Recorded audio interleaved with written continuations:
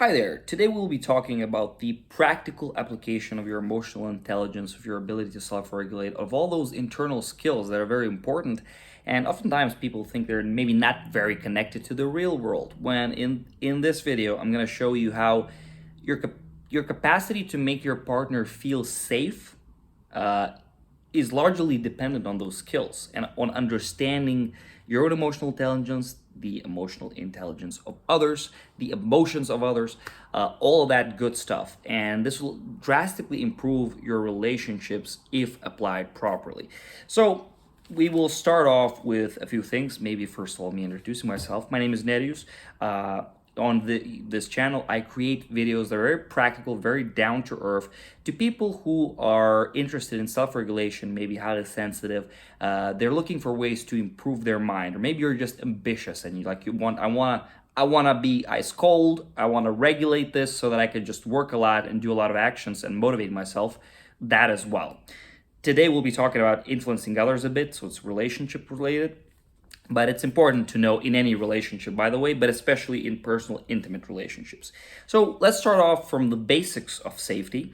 And the basics of safety, some things that are maybe more obvious to everyone, is of course, well, what do people want in a relationship? They want a kind of a stability and consistency from your perspective, right? That's pretty obvious. So let's start with the obvious and then get into a more subtle and advanced.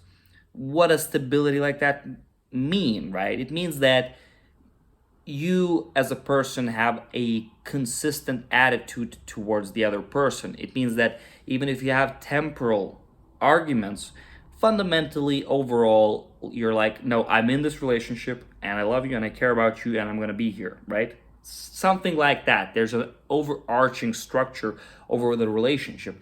It also means that you don't start threatening to leave in every single argument.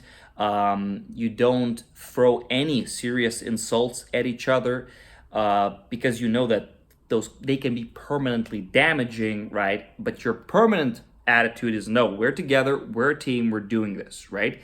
So that's the general overall psychological framework that you work from. Now, when we're getting to, let's say, more advanced, nuanced stuff, we're getting into, first of all, your own personal emotional stability. People sometimes notice this, sometimes not, sometimes they don't want to notice this, but our own emotional states and our capacity to maintain them and the way that we influence other people purely through osmosis of our own psychological states. Oh boy, that's a huge topic. It influences pretty much everything, really. And in terms of safety, I mean, of course, if you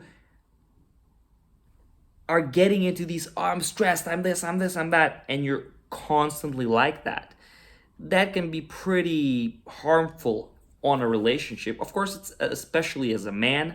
Women expect a bit more stability from you. Don't get me with all that. Oh, it should be this, it should be that. From my experience, that's what they expect. That's the reality, it seems. So, being emotionally stable is a result of you doing the inner work, you learning to self-regulate and learning to self-program, where we all have emotions, we all have bad days, but at least it's not overwhelming anymore. So that's the first step, right? That'll give your partner this baseline safety where they're like, well, at least they're not crazy, you know?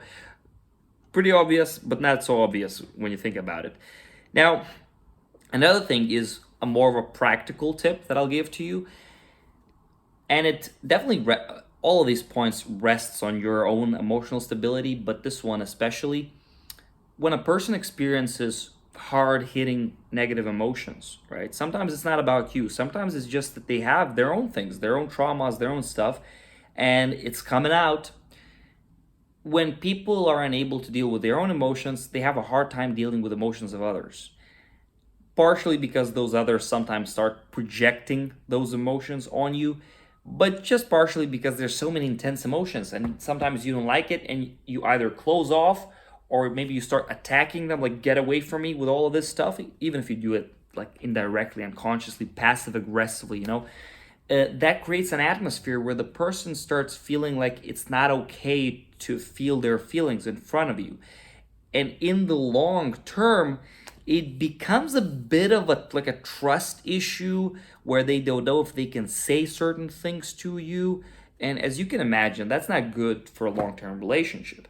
As a partner, you want to be able to develop the capacity to, at least sometimes or at least most of the time, just be able to listen to what they're saying, let them experience those emotions without losing too much of your own cool. That'll give them a great sense of safety.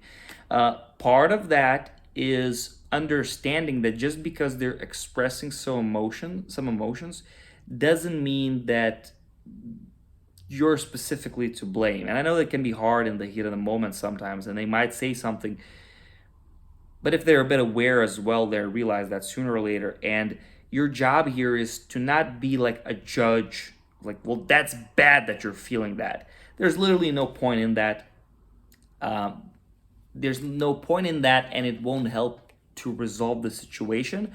You might just achieve some degree of like repression and not talking to you about those things, but that doesn't mean that it helped. It doesn't mean that they feel then safe with you.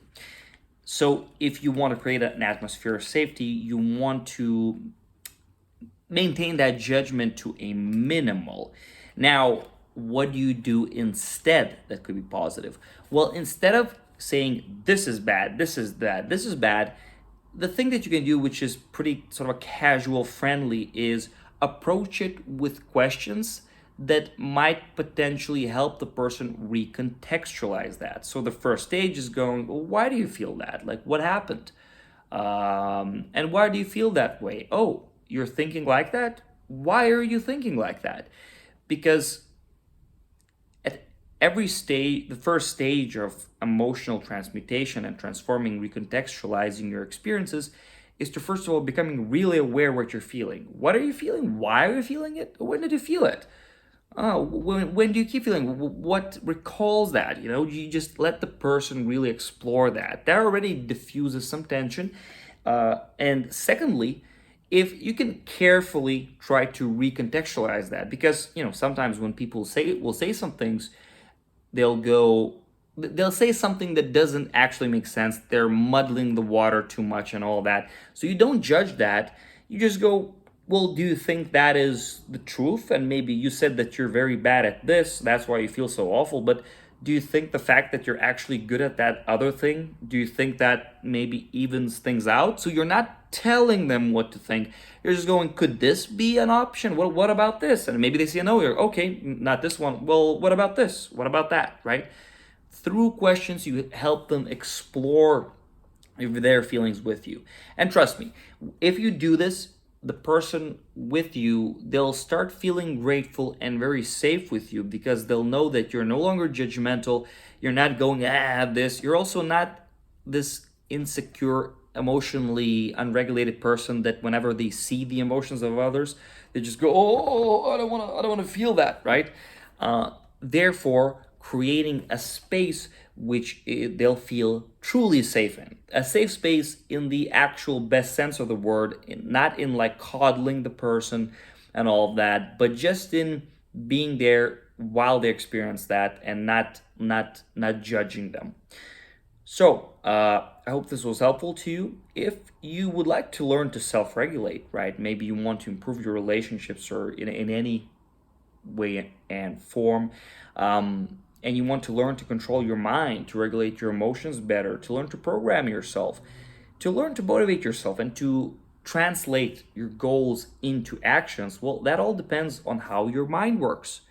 If you learn to use the mind for you, you will start excelling at your actions, and because of the change in your actions, you'll start improving your life. This is something that I help people with. I have this coaching/training program, coaching in the sense of helping you through the process and the accountability and all that, and training in the sense of teaching you how to introduce self-regulation and various exercises into your daily routine, thus achieving actual tangible change. If you want to learn more about that, head on to the link below in the description. I hope this was helpful for you. Until the next video.